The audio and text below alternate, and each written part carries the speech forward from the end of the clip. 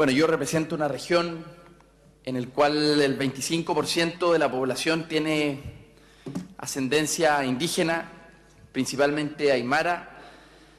Por lo tanto, esta es una discusión permanente que tenemos en la región junto con muchas organizaciones de distintos pueblos y comunidades indígenas, que particularmente en la ley que ya aprobamos hace un tiempo atrás, que crea el Consejo Nacional y los Consejos Nacionales de Pueblos, hicimos un ejercicio de democracia directa. Fueron ellos los que me mandataron a presentar una serie de indicaciones y a votar de determinada manera, según un seminario que realizamos en conjunto con estas comunidades.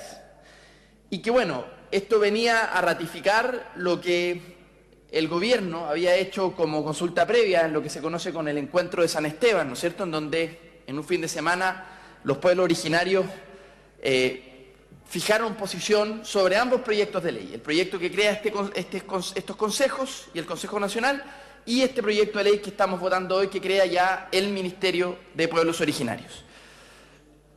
Ese ejercicio fue un muy buen ejercicio en el proyecto anterior, y sobre este en particular del Ministerio me gustaría hacer un par de comentarios. Creo que esta es una institucionalidad, presidente, que va a tener que luchar por ganarse la confianza y la legitimidad.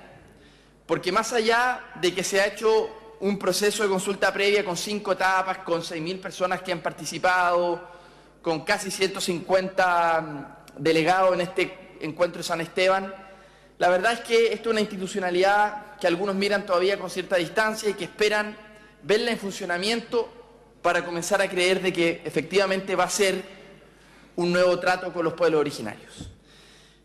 Hay algunos antecedentes históricos, naturalmente la ley indígena de 1993 del presidente Elwin, la Comisión de Verdad Histórica y Nuevo Trato del 2001, el 2008, después de años, y aquí hay que tener una visión crítica de lo que sucedió, después de años, de muchos años, Chile ratifica finalmente el convenio 169 de la OIT, que reconoce los derechos colectivos de los pueblos originarios. Y por eso, presidente, creo que este proyecto es muy necesario.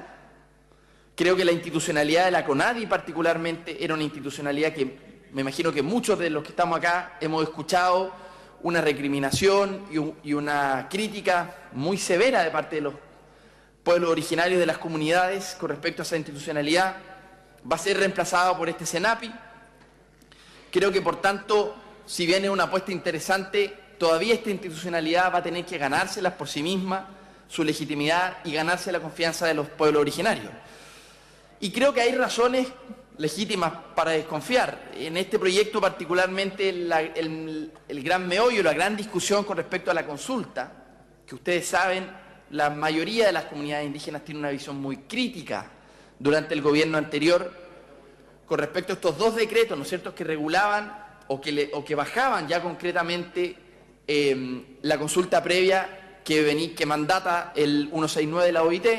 En el gobierno anterior se hicieron decretos que en la práctica los pueblos originarios han sentido, la mayoría de ellos, traicionados, y no hay un buen trato o un trato de buena fe con respecto a estas comunidades en cuanto a la consulta previa.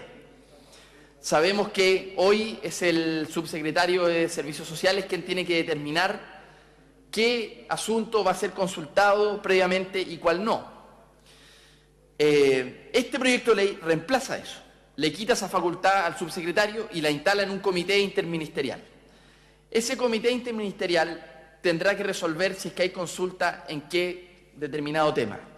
Claramente, presidente, el meollo del asunto va a ser qué pasa con el Consejo Nacional de Pueblos Originarios que nosotros creamos hace poco.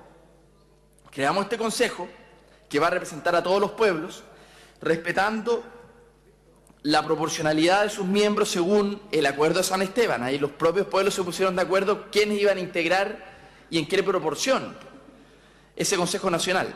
El asunto está en que ese Consejo Nacional va a tener que fijar una posición sobre bajo qué tema o en qué materia se hace una consulta indígena.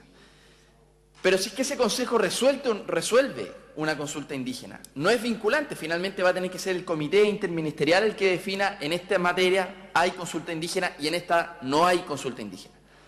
Entonces los pueblos originarios legítimamente se preguntan cuál va a ser nuestra capacidad. Pero yo quiero creer, y por eso digo que esta institucionalidad tiene que ganarse su confianza y su legitimidad, que va a ser muy difícil que el gobierno de turno niegue a ese Consejo Nacional de Pueblos Originarios la posibilidad de una consulta si es que ese Consejo lo está pidiendo. Lo está pidiendo con los organismos técnicos, con sus asesores que se les dotaron en el proyecto de ley anterior. Entonces, serán los pueblos originarios en su Consejo Nacional que enviarán un informe a este comité interministerial y le dirán: en esta materia sí queremos ser consultados.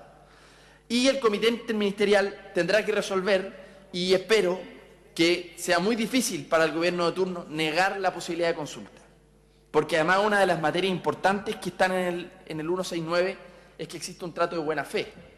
Por lo tanto, si es que un gobierno desconoce lo que está pidiendo el Consejo Nacional, si bien no es vinculante, y ahí está la gran discusión si es que tenía que ser vinculante o no, pero al menos tiene que ejercer una presión lo más fuerte posible para que el gobierno de turno escuche y determine una consulta en las materias que este Consejo lo haya resuelto.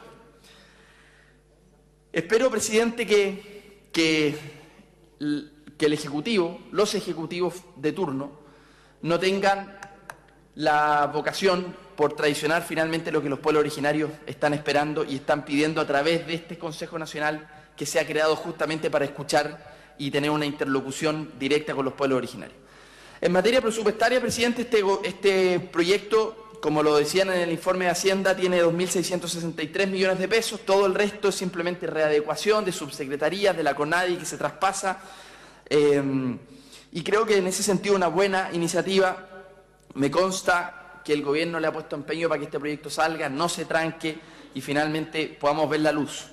Naturalmente que en el andar, dado que nos estamos dando una nueva institucionalidad en el Consejo y en el Ministerio, en el andar probablemente van a surgir dificultades, sin ninguna duda. Este proyecto contempla algunas de esas maneras de resolver esas dificultades y esas diferencias entre el Ejecutivo y los pueblos, o el Estado y los pueblos. Pero sin ninguna duda, este proyecto va a tener que ser revisado, o esta ley va a tener que ser revisado en el futuro, porque estoy seguro que en el funcionamiento de los consejos y en el trato con respecto al Ministerio va a tener que haber adecuaciones. Hay cuestiones interesantes, por ejemplo, en el proyecto anterior, nosotros le dimos la facultad a cada consejo que tuviese autodeterminación, autoorganización con respecto a sus propios reglamentos internos de cómo se eligen, cómo van a funcionar. Eso es interesante porque da un espacio de libertad, de autogobierno a las comunidades. Pero claro, vamos a ver cómo ese autogobierno conversa con esta institucionalidad, con este comité interministerial, con este nuevo ministerio, esta CENAPI, con las nuevas subsecretarías, y sin duda vamos a tener que hacer modificaciones que hoy somos incapaces de ver y que solo el propio funcionamiento nos mostrará. He dicho, presidente, y espero que exista buena fe y que esta institucionalidad se gane la legitimidad y la confianza de los pueblos originarios. He dicho, presidente.